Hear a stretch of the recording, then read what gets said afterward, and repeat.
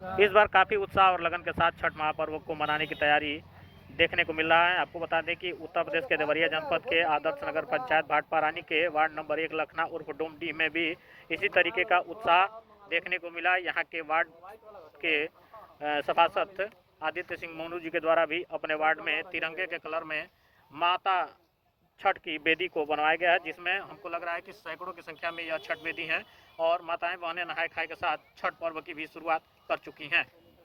साथियों नमस्कार, आप देख रहे हैं भारत की खबर और मैं हूं इस समय देवरिया के भाटपारानी में।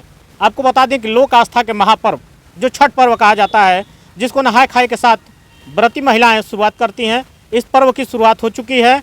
और भाटपारानी के वार्ड नंबर 1 लखना उर्फ डोमडीह के जो इस समय सभासद हैं आदित्य सिंह मोनू, उनके द्वारा इस समय भारत के सबसे बड़े सांस्कृतिक धर्म में जो माना जाता है, जो बेहतरीन कलर कहा जाता है, जो तिरंगे का रूप होता है, उसी तिरंगे के रूप में आज अपने लखना उर्फ डोमडीह के इस छठ घाट की तैयारी में सजावट भी करा रहे हैं। और इसकी रंगाई पुताई के साथ लखना उर्फ डोमडीह के इस वार्ड में जो छठ घाट बनाए गए हैं, जिसमें हमको लग रहा है कि सैकड़ों की संख्या में वेदी बना दी गई है, उन सभी वेदियों की रंगाई पुताई भी बेहतर तरीके से इनके द्वारा कराई जा रही हैं।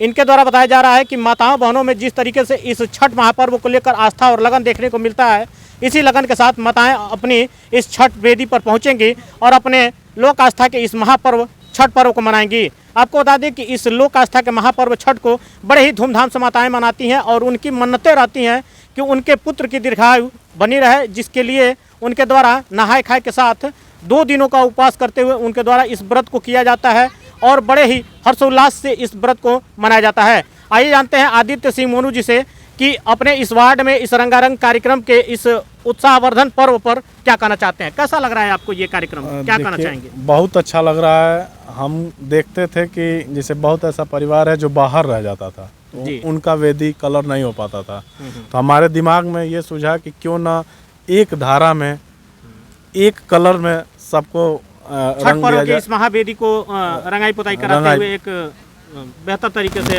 करा दिया जाए, पूरे सिस्टम के साथ हो जाए और बड़ा अच्छा भी लग रहा है। और एक तिरंगे का रूप दिया गया है, जिससे कि देशभक्ति की भी चीजें अलग जगह, तो इसी को देखते हुए किया गया है। ये कैसा जुनून था आपके अंदर ये लोक आस्था के महापर्व पर? जुनून तो हमेशा से ही रहा है। मैं बचपन से ही इस त्यौहार का इंतज़ार करता रहता हूं कि ये आए और उत्साह के साथ हम मनाएं।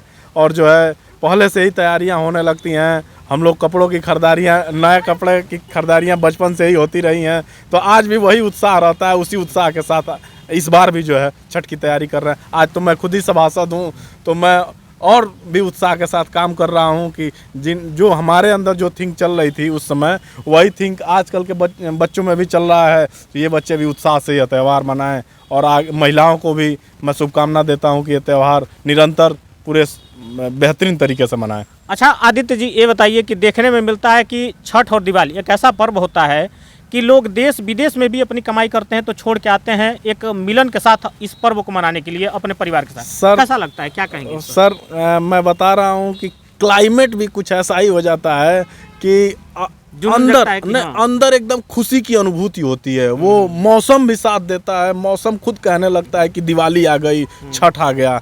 और शाम का समय होता है, शाम के समय में एकदम महसूस होता है कि नहीं, साक्षात ईश्वर का ही दिन आ रहा है।